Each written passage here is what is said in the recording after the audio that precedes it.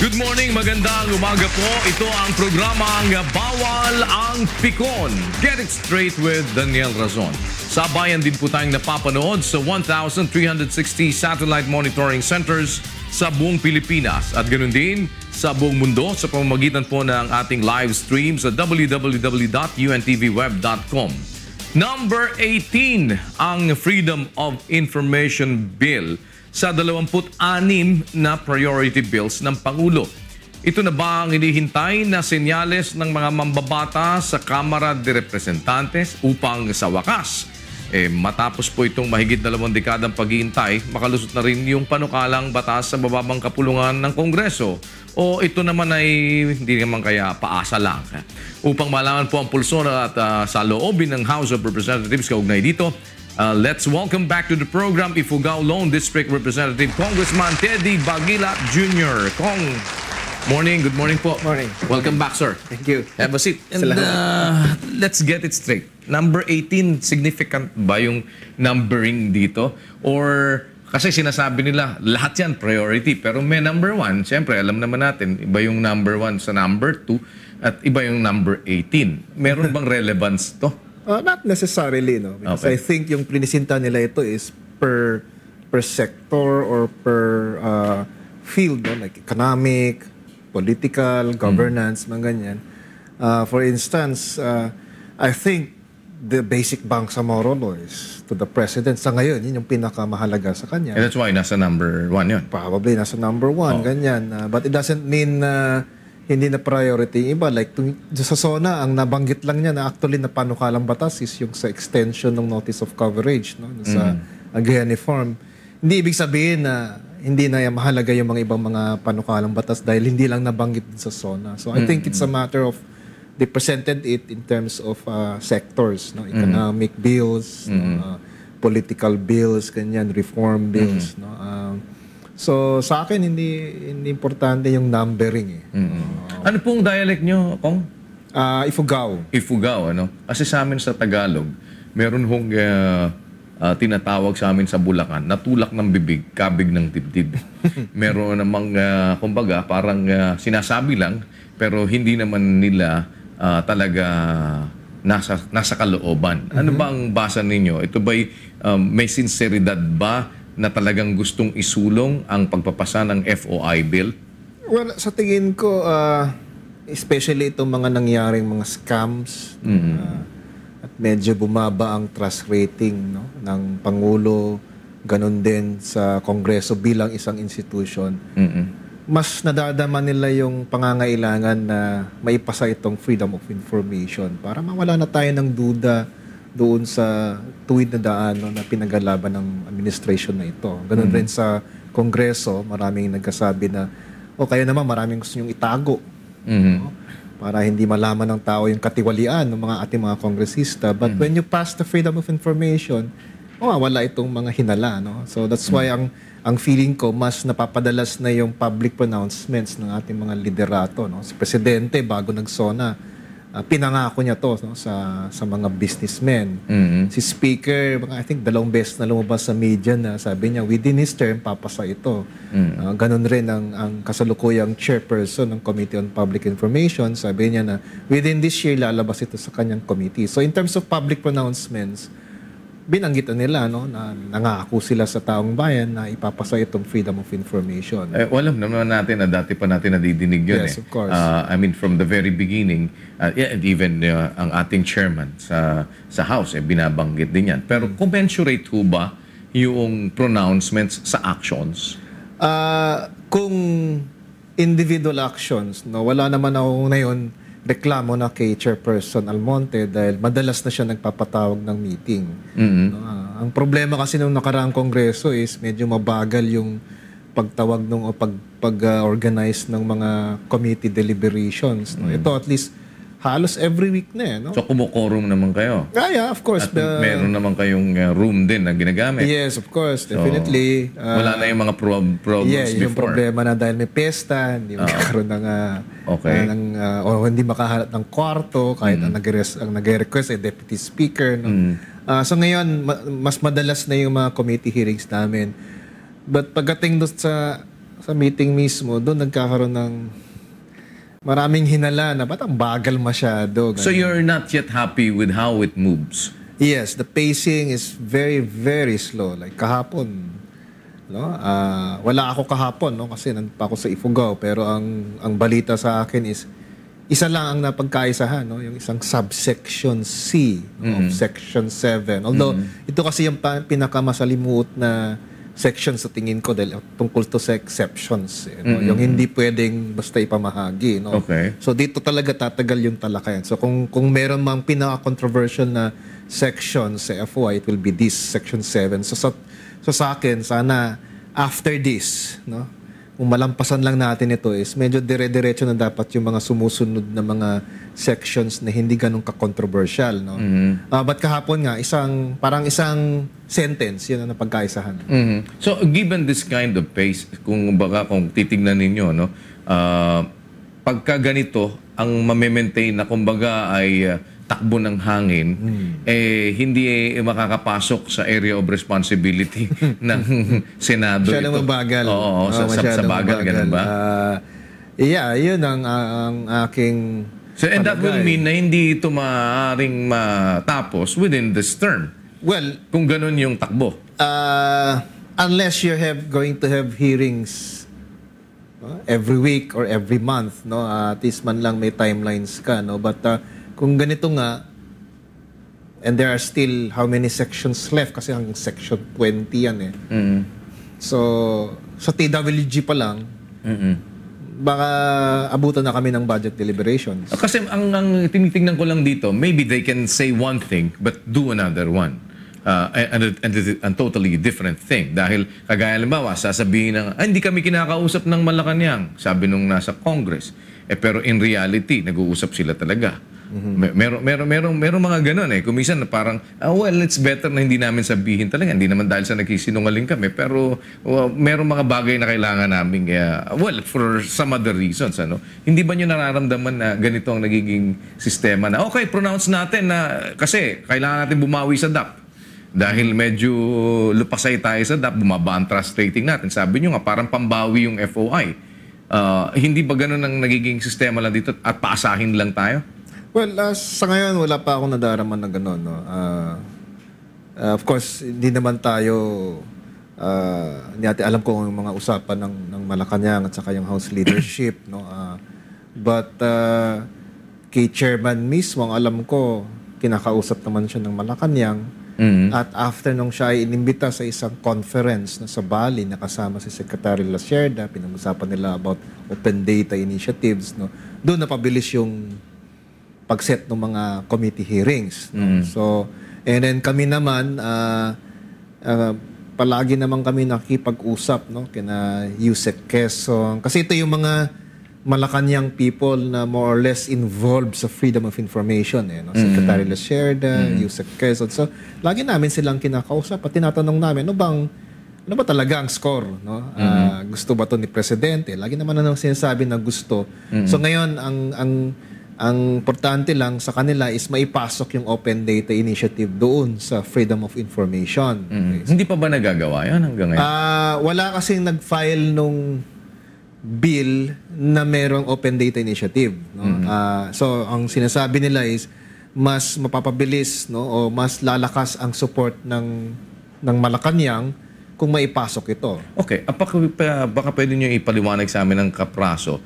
Ano ang relevance ng open data na yan? Well, it's just saying na lahat ng mga government agencies, no, national line agencies, local government units, yung kanilang mga basic data, let's say budget, let's say mga memorandum circulars, no, yung mga patakaran nila, ilalagay nila sa isang common website. Data.gov.ph. Di ba ginagawa na ngayon yan? Yun nga, kaya nga. So, ibig sabihin, is there a necessity for it to be included in the FOI? Well, you're just making it a law. No? Kasi yun nga, sinasabi ng Malacanang, sinasabi ng Malacanang na minsan kasi may mga kasabi na kahit wala naman FOI, meron naman ito eh.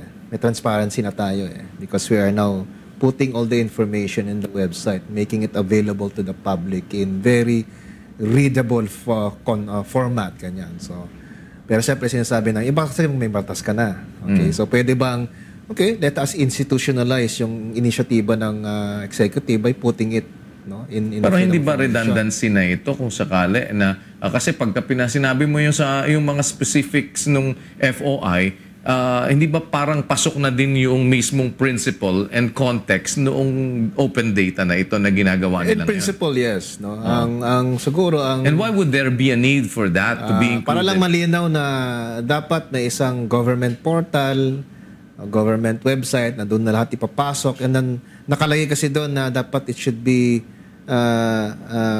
readable format kasi minsan pa mag-download. Well, that can be part of the implementing rules and regulations. Yeah, possibly ganyan. But sabi namin, sige, kung since yun naman ang gusto ng Malacanang, then we don't have any problems with that. Ang hinihingi lang namin is, since ipinasok na namin ito, then therefore dapat mas malakas na yung pagtulak dahil wala naman kayong problema sa freedom of information dahil andito na yung Open Data Initiative, no? Which to me is okay na rin na maipasok para makuha natin ang pagsuporta ng Malacanang because nadagdagan yung mga inputs nila, no? Remember kasi nung nakaraang kongreso may mga Malacanang inputs rin, Yes, no? Particularly on communications privilege. So ngayon ang tanong is Pero are all of those already adopted? yeah. Yung lahat ng mga pinasok na Malacanang? Well, sa karamihan ng mga versions nga na na-file ngayon, andun yun.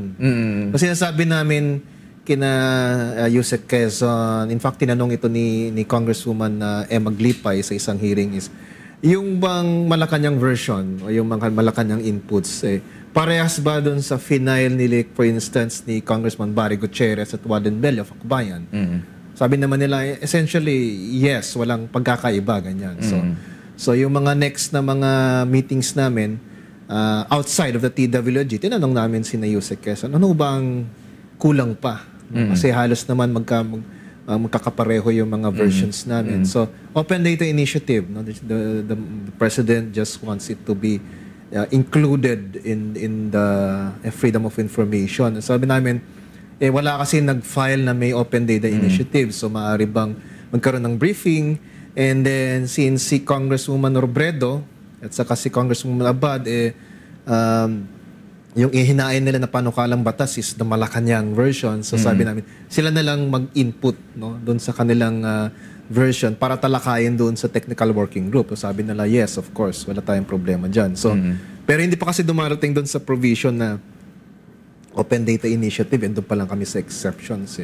But we are hoping na pagdating dun sana sa usaping Open Data Initiative, karamihan naman sa amin is okay dyan. It's not really a controversial provision. So sana, nasabihin ng Malacanang na okay kami dyan, and therefore let us pass the FOI. No? Kasi kasama rin doon yung capacity building ng mga LGUs. Maraming mga LGUs na wala silang website, or may website sila pero kulang-kulang. So, ang hinihingi ng Malacanang is dapat may 2-year capacity building for local government units and even other government agencies na walang mga websites. No? So, okay, lahat ng mga mungkahi, binigay-hilig na ninyo. Sabi namin, okay, wala kaming problema dyan. No? But sa ngayon kasi is malalaman naman talaga natin ang actions ng Malacanang at liderato pag nasa plenaryo na That's where it all counts. You know? Pero bago makarating sa plenaryo, ilang hakbang pa po tayo? TWG, and then committee, and then plenary. Ang sinasabi na lang so, namin. anong timetable nyo doon kung sakali? Well, kasi with things going? Basta dapat middle of 2015 approved na. Okay. And that's the case sa akin lang, bilang isang chairperson rin ng isang committee, dapat lumabas sa committee by September. Kasi September, October, that's the budget And that is a month from now.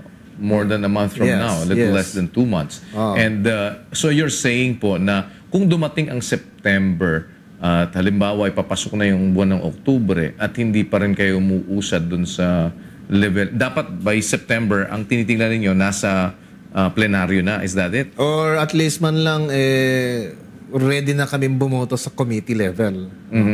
And then, I would assume na siguro by October, before we adjourn, budget yan. 2 linggong, walang pag-uusapan kundi budget. And then pagbalik namin for the November to December, 1 month lang yata yun, then doon muna pwedeng pag-usapan sa plenary yung mga iba pang mga mahalagang panukalang batas. Now, remember, meron pang basic bangsa moral law. Bangsa. Oh, ang dami pa yan. Which is kung titingnan natin, very tedious work yes, ito. Yes. And in fact, yan ang talagang may taning na dapat by the end of the year, it's already a law. 2015 kasi yung plebiscite, and then 2016 yung election. So yan talaga may timeline na hindi mo pwedeng basta-basta baguhin. Ganyan. Kasi parang pag realidad po ang titignan natin, pwede bang sabihin na kung hindi gumalaw pa ito by September or pumasok ang October at ito ay hindi pa nakakasampa, halimbawa, hindi pa kayo nakakabotohan sa committee level, would that mean another death or another presumption of burial? Well, kasi pag sinabi kasi ni Speaker at saka ni Presidente na before our term ends, technically it ends 2016, di ba? So, ibig sabihin, it ends 2016. Parang yung pagkatapos ng termino mismo ng Pangulo. Yes, pero yes. Ibig sabihin, yung pagpapasa, pwede mo nang ma-identify as whether this will be passed within the term of the president, even hindi pa umaabot sa 2016. And that can be determined within the year. Kaya nga namin paabutin mismo sa 2016 yung pagpapasya. Gusto namin sana kung maaari is 2015. No? Best case scenario kasi yung nilagay namin na middle of 2015. No, na kung pagbobotohan na, then we're more or less sure that whether it's a yes or no, ito maging pag isasalang na sa plenaryo and then gusto talaga ng Malacanang, then pagbobotohan natin, mananalo yung yes, no? Middle of 2015, no? But are you sure na mananalo ng yes? Everybody's saying that they're for transparency. Everybody's saying na wala namang problema sa FOI, especially now na pinagbigyan na pag-usapan na ng right of reply. Then I guess maybe ano pa mga dahilan kung bakit mo tututulan ng freedom of information, no? And maaari ko namang sabihin na mas marami ngayong mga kongresista ang bukas sa freedom of information. Especially the neophytes. Kung titignan mo nga yung grupo namin ng mga champions, ngayon 24 kami nagsalang ng batas. Noong nakaraang kongreso, iilan lang. Ganyan. Mas malaki na yung grupo at saka mas diverse. Marami dyan mga neophytes nga. So, these people are more or less open to transparency, mga idealistic yung mga taong ito. So sa tingin ko, mas marami na ngayon ang bukas na sinasabi nila na they are for freedom of information. So kung kayong tatanungin sa analysis at assessment ninyo ngayon sa kabuuan, including yung inyong pagbasa sa climate doon sa loob ng Kongreso, kasama na yung paano gumagalaw ito, kasama na yung pagtrato ni Speaker Belmonte dahil may sinasabi siya openly in public na in support siya with the President as well. Ganon din yung itong ating chair na si Congressman Almonte.